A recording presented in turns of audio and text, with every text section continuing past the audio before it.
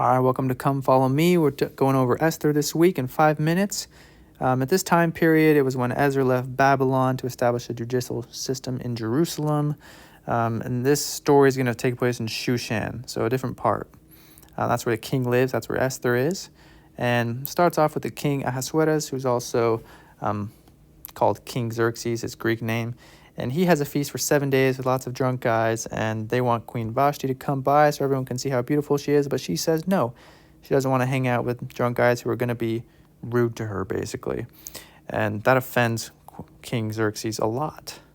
So it's time to find a new queen because the king gets rid of her. It didn't matter if you were rich or poor, you just had to look good and you could try out to be queen. So in comes Esther. She's an orphan destined to save her people. She's full of courage. And in that way, she's kind of like Batman. She's raised by someone called Mordecai, her cousin. He was righteous and faithful. He worked in the king's courts. So when he hears about the king's looking for a new queen, he tells her to go for it. So immediately the king likes Esther, gives her beauty supplies, 7 servants, the best quarters. And Esther doesn't admit that she's a Jew at first because Mordecai said not to. She obeys. And she probably would have been less favored.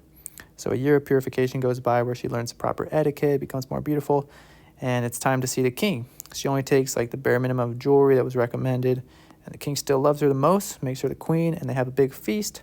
Meanwhile, Mordecai overhears about 2 people trying to kill the king. So he tells Esther, Esther tells the king, and the bad guys are caught, which comes into play later in the story.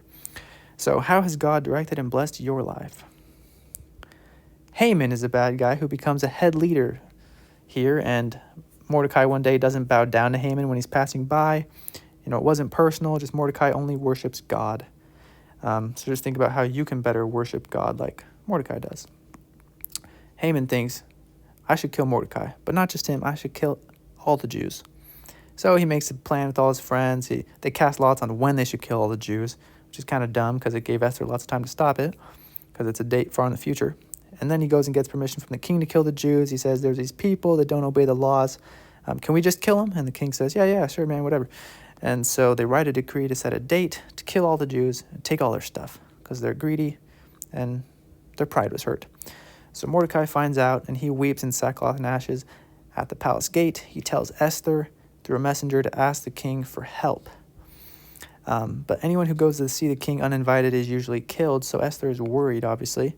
Mordecai says, well, they're probably going to kill you too. This is really important.